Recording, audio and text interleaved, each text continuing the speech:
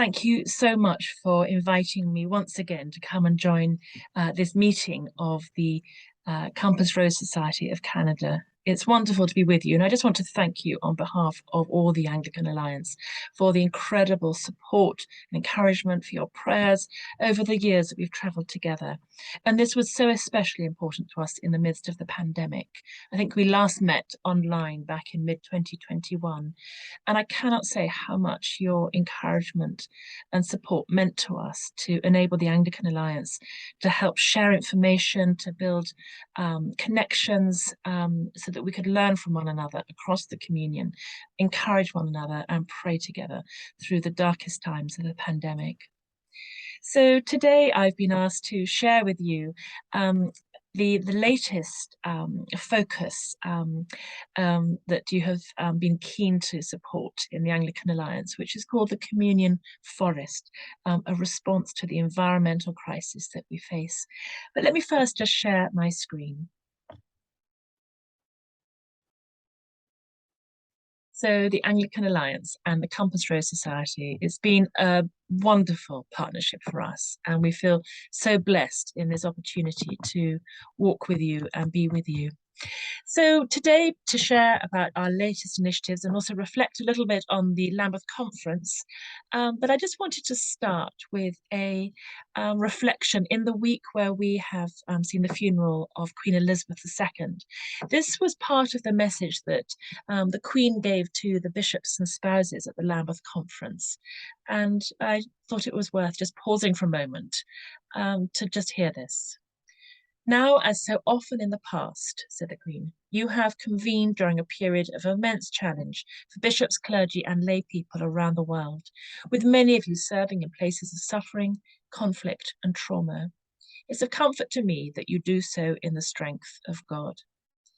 We also live in a time when the effects of climate change are threatening the lives and livelihoods of many people and communities, not least the poorest and those less able to adapt and adjust. Throughout my life," wrote the Queen, "the message and teachings of Christ have been my guide, and in them I find hope. It's my heartfelt prayer that you will continue to be sustained by your faith in times of trial and encouraged by hope at times of despair." So I wanted to share this one because it both highlights the challenges that we experience across the communion in those communities that we support and travel with. But also it talks about the hope that we have through our faith, but also the hope that we can bring when we work and serve together. So the Anglican Alliance for Development, Relief and Advocacy, we are the organisation, the platform in the communion that helps to connect, equip and inspire the worldwide Anglican family of churches and of agencies to work for a world free of poverty and injustice and to safeguard creation. And this, just in summary, is the vision that we have. We get our priorities from our regional fora who raise up the issues that are concerning them, and then we filter those into the global priorities to work on. So today, as we'll be talking shortly about safeguarding creation, but also we look at tackling inequalities, we look at the impact that COVID has had in many ways and beyond, how we begin to repair, to reimagine our world, about resilience and disaster response, just the number and severity of natural disasters, especially around the world, are increasing, and also how the churches can support people on the move. The middle ring is the ways that we work. I think that's fairly self-explanatory. But the heart of it is a kingdom vision, how we work together with Christ in building the vision of the kingdom. And also about holistic mission, how we bring together the 5 Anglican marks of mission and work with those towards a flourishing people and planet. The Anglican team is spread across the communion. Here we are gathered just after the Lambeth Conference for our staff retreat. A wonderful team that includes development practitioners, theologians, church leaders, and represents truly many of the gifts of the communion. And here we are looking at them spread across the communion. And we have a worldwide board of trustees, but also regional fora and participation from churches and agencies across the world. And we were born out of the last Lambeth Conference in 2008. And so it was particularly important that we engaged with the 2022 Lambeth Conference to tell our story, but also to support the conversations that we have been having around the communion, the work we've been doing around the communion, to see that at the heart of the communion's mission. So we began by supporting the online conversations that the bishops and the spouses had when the Lambeth Conference was postponed.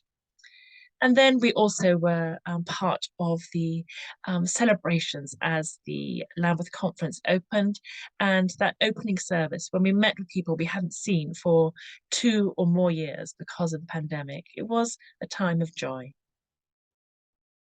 And at the Lambeth Conference, we had a stall in the Resource Centre to tell our story and what had happened since the first ideas of the Alliance were created at the Lambeth Conference.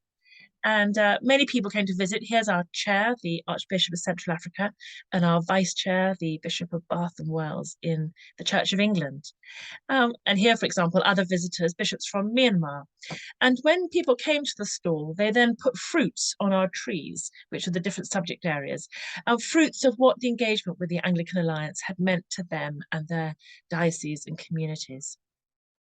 And so gradually, as the week went on, more and more fruit were added to the trees. And it gave us a sense of the story, of what had been the impact of the value added by the Anglican Alliance, but also the aspirations for the future. During the conference, we were involved in organising a series of seminars. I won't go through all those details, but those reflect both the key issues that the Anglican Alliance works on across the communion. And so we wanted to lift up the experience and vision of the bishops and spouses who were gathered at the conference. But also some of those later ones, mental health, youth livelihood, school education. I highlight those because those are issues that emerged out of the pandemic and are issues that your support has helped us to work on, to gather expertise and try to define how the communion, how provinces can work effectively on those 3 issues. And we were also majorly involved in the London Day when all the bishops and spouses came up to the Lambeth Palace, and there was a focus on environment and sustainable development. And we supported the drafting of the so-called Lambeth Call on the Environment and Sustainable Development, which sets a vision for how the churches can engage. It's in a sense an invitation to them to engage on the priority areas. And we also, on the London Day, launched the Communion Forest Initiative. So the Communion Forest Initiative builds on the 5th mark of mission for Anglicans, about safeguarding creation and sustaining and renewing the life of the earth. And it's very much a vision of hope. Planting is to hope, restoring is to heal, and protecting is to love. So this initiative is about how we both plant new forests, restore those that have been torn apart, but also and above all, protect the forestry that we already have. And it's going to be one of the legacies of the 2022 Lambeth Conference. The title for the conference was God's Church for God's World. And people believed that this vision for the communion forest will be part of that offering. And as I said, it's about showing our commitment to the 5th mark of mission. And the picture there you can see is part of the liturgy that we had on the London Day when the first symbolic tree of the communion forest was planted. So we introduced the ideas, but we've been working on this over the last 2 years with a group known as the Eco Bishops, who are environmental bishops around the communion. And we had a stall at the Resource Centre at the Lambeth Conference.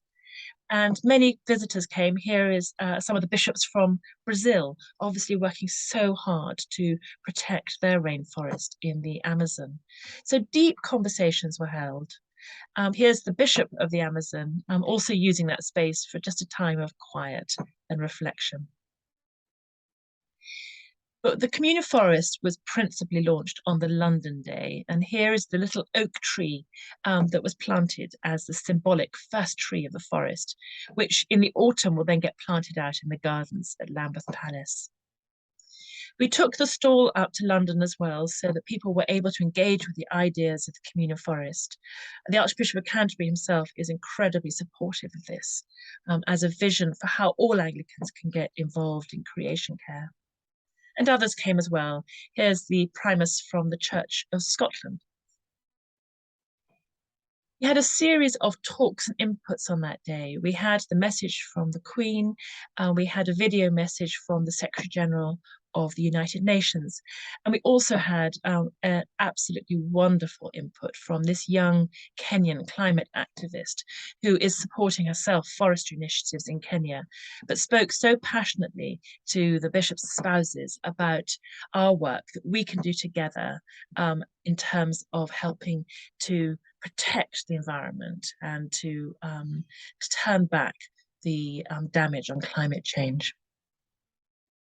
And the whole day was built about sharing and praying. And so there was a prayer walk around the gardens at Lambeth Palace where people were able to pray for the planet, for communities, for peace, justice, reconciliation. And were able to engage in symbolic actions as we built up the prayer installations around the gardens. So it was a time of deep reflection and sharing. And over lunch, people talked about what was happening with the climate and environment in their own contexts, and also wrote prayers, all in their own languages, for the environment and for creation care. And these were then displayed on trees around the gardens. But you can see this, look at the lawn there. This is not a green and pleasant land at the moment. We have suffered from a drought this summer, nothing like other parts of the world, but the day was intensely hot and just such a reminder that climate change is real. And so we ended the day with a time of prayer as we planted the first tree of the communal forest. Here's the Archbishop of Canterbury welcoming everybody and the praying and planting with both primates, with the archbishops, but also young people from around the communion. Here the tree is being watered by a First Nations priest from Aotearoa, New Zealand. And people came together then to pray for the initiative and pray for the church's work on the environment. And afterwards, the bishops and spouses were invited to come up and all there was so much commitment to come and scatter their own earth upon this first symbolic tree. So the communal forest is a response to the environmental emergency, and it's a practical and a spiritual and a symbolic response, and an act of Christian hope. So it's about the things that we can do practically, but also how we weave creation care into the life and worship and liturgies of the church. So it's a global initiative, but very much about local activities. What is the context locally? Is it about protecting, as in the rainforests? Is it about growing trees where the church might have land that's lying fallow? Is it about restoring ecosystems like grasslands or mangrove, coastal protection? And it can be undertaken by provinces, dioceses, or individual churches. And looking very much at what is appropriate in each context. So we can look very different as each part of the communion decides, do they want to engage, and if so, how? But we want to share those stories, gather the learning together, working with the Environment Network, with the eco-bishops, but also with technical partners to advise us on how to do this effectively. As I say, it's also about deepening the care for creation within the life of the church. And here is the Archbishop of Kenya, and he includes giving a sapling to each of the candidates for confirmation. So it brings the fifth mark of mission absolutely into the center with all the other marks of mission in how we are disciples, how we do ministry and mission. And I just want to say that the tree planting is important, but protection is also crucial because we need to protect the forests we have, which have mature trees that are helping to absorb the carbon. And so this work of protection is absolutely crucial. So there's a website which you might be interested to visit, communionforest.org, and we'll be adding increasing examples. So please do send us your examples of what you're doing to respond, because there's already much happening. There are amazing initiatives across Africa of tree planting and prayer. Um, Involved in Kenya, for example, they've been given 2 forests by the government to protect, and they do prayer walks around those forests, bottles of water to water the trees. But also, they're planting 15 million trees in Kenya. But also about protection. Here, for example, the Franciscan brothers are working on advocacy to protect the forests in the Solomon Islands that are at risk of extensive logging.